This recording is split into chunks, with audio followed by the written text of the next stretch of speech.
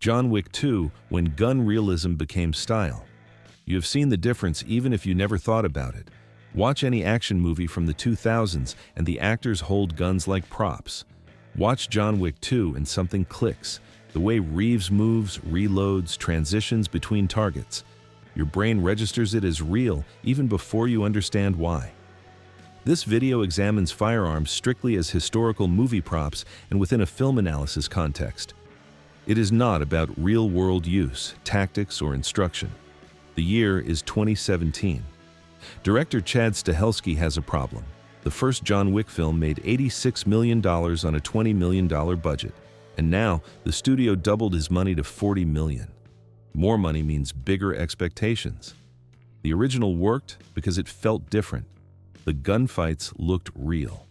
Keanu Reeves actually knew how to handle firearms. But how do you top that without losing what made it special in the first place? Stahelski came from a unique background. He worked as a stunt coordinator on the Matrix trilogy. He was also a stunt double on The Crow, the film where Brandon Lee died from a prop gun accident in 1993. That tragedy shaped everything about how Stahelski approaches firearms on set. He bans real guns entirely. Every weapon you see in John Wick 2 is an airsoft replica. The muzzle flashes, the ejecting brass, all added later with visual effects. This matters because it proves you can make the most realistic-looking gun movie ever without putting anyone at risk. The prep work for this film took 4 to 5 months. Keanu Reeves trained 5 days a week at Taran Tactical Innovations in Simi Valley, California. His instructor was Taran Butler, a multiple-time champion in 3 gun competition shooting.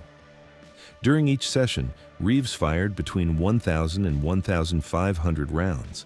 That adds up to roughly 80,000 to 120,000 rounds before cameras even started rolling.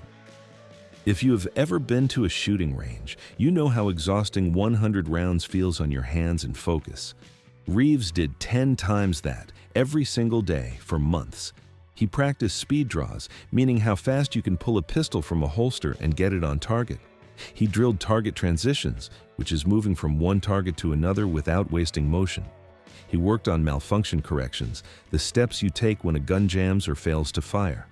These are skills that competition shooters spend years perfecting, and Reeves crammed them into a few months.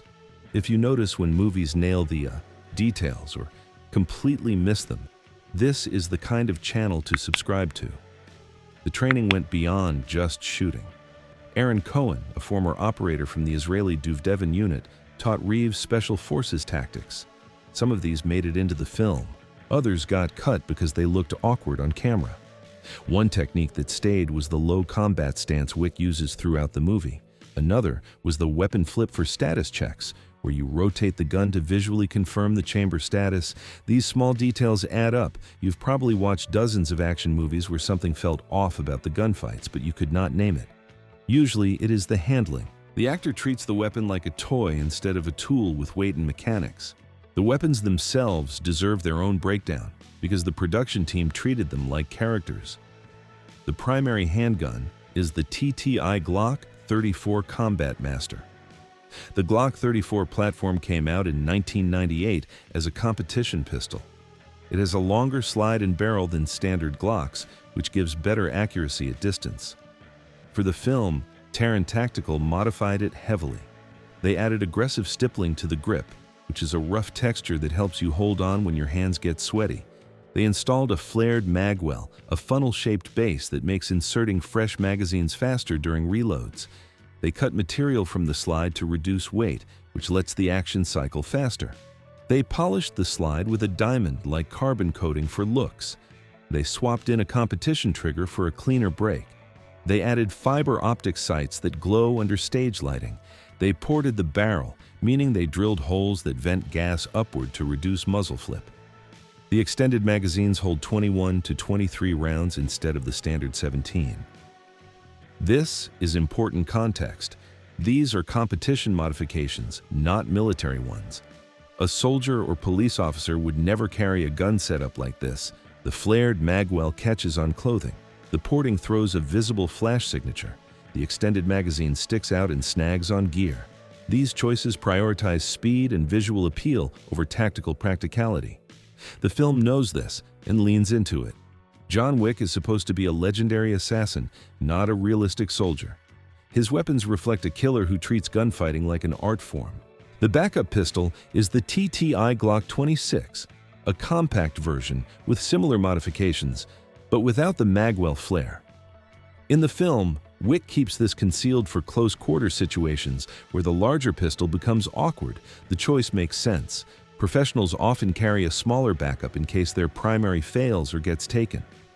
For rifle work, the film uses the TTITR-1 Ultralight. This is a modified AR-15 with an 11.5-inch barrel, shorter than the standard 16 inches. It has a BCM-KMR handguard, which is lightweight aluminum. A compensator sits on the muzzle to reduce recoil.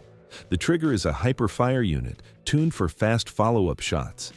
The optic is a Trijicon AccuPoint 1:6 power scope, which works in low-light conditions. Firearms experts have noted that this scope has a narrow field of view for close-quarters fighting. In a real gunfight inside tunnels, you would probably want a red dot sight instead. But the scope looks more impressive on camera, and the film makes that trade. The shotgun is a Benelli M4 Super 90, which is actually used by military units around the world. The film version has a lightened bolt with an ion bond coating, a tuned recoil system, and an enlarged loading port. That last modification matters because it allows for quad loads, a technique where you insert 4 shells at once instead of 1 at a time. Wick carries shell caddies with 24 rounds total. You see him perform quad loads during the Catacombs sequence, and the speed is impressive even knowing that Reeves practiced it thousands of times. Most people miss this detail, even after watching these films multiple times. Did you notice it? The Catacombs shootout is where all this training pays off on screen. The scene is set in the underground tunnels beneath the baths of Caracalla in Rome. Before the fight, Wick caches weapons throughout the tunnels, stashing guns and ammunition at specific spots. This is a tactical choice that shows planning. When the fighting starts, he knows where to run when he needs to reload or switch weapons. The sequence runs around 10 minutes and features approximately 50 kills. Wick fires 71 rifle rounds across multiple magazines, then transitions to his shotgun for 24 shells, then switches to pistol for another 66 rounds. Frame-by-frame analysis shows he fires 18 shots from his first Glock magazine, getting 7 kills. His second magazine uses 9 shots for 5 kills. The numbers track with realistic magazine capacities. If you have ever gotten annoyed watching a hero fire 30 rounds from a 6-shot revolver, this film respects you enough to count the bullets. The choreography blends gunfighting with grappling in a style the production calls gun fu.